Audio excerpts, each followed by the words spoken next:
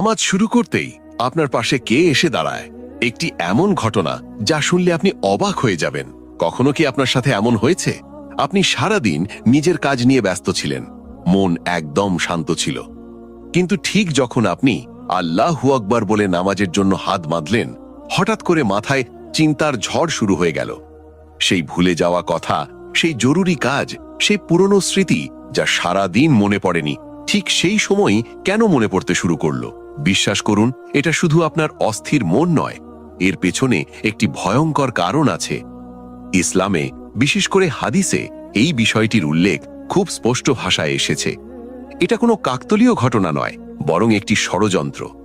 যখন একজন মুমিন বান্দা তার রবের সামনে দাঁড়ায়, তখন সেখানে এক বিশেষ শয়তান এসে হাজির হয়। তার নাম হলো খিনজাব। হ্যাঁ, খিনজাব। এটি সাধারণ শয়তানদের মতো নয়। এর কাজই শুধু একটি, আপনার নামাজ নষ্ট করা। আপনি যখন দুনিয়ার কাজে ব্যস্ত থাকেন, তখন সে আপনার কাছে আসে না, কিন্তু আপনি যখন সিজদার জন্য প্রস্তুত হন, তখন সে ছায়ার মতো এসে আপনার এবং আপনার রবের মাঝখানে দাঁড়িয়ে যায়। এখন শুনুন, হাদিসে এই ঘটনাটি কিভাবে বর্ণনা করা হয়েছে। খিনজাব নামাজ পড়া মানুষের একেবারে কাছে এসে দাঁড়ায়। সে আপনার কানে, আপনার মনে ওয়াসওয়াসা বা কুমন্ত্রণা দিতে শুরু করে। সে আপনাকে সেই সব কথা মনে করিয়ে দেয় যা আপনি কয়েক মাস আগেই ভুলে গিয়েছিলেন। যেমন, তুমি চাবিটা কোথায় রেখেছিলে? তোমাকে অমুক মানুষকে উত্তর দিতে হবে, তোমার সেই কাজটা এখনো অসম্পূর্ণ আছে। সে ইচ্ছাকৃতভাবে আপনাকে দুনিয়ার চিন্তাভাবনায় জড়িয়ে ফেলে।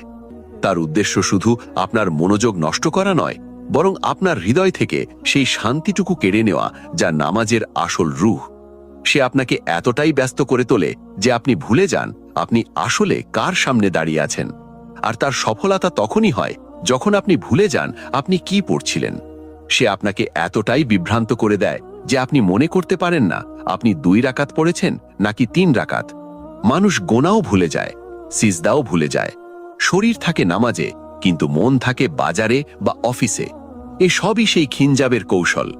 কিন্তু একটু থামুন, আমাদের প্রিয় নবী হযরত মুহাম্মদ সাল্লাল্লাহু আলাইহি ওয়াসাল্লাম আমাদের এই শত্রুর বিরুদ্ধে লড়াই করার জন্য খুব সহজ এবং কার্যকর একটি উপায় শিখিয়েছেন। নবীজি বলেছেন, যখনই নামাজের মধ্যে খিনজাবের উপস্থিতি অনুভব করো বা তোমার চিন্তা অন্যদিকে চলে যেতে থাকে, তখন সঙ্গে সঙ্গে আল্লাহর কাছে আশ্রয় চাও।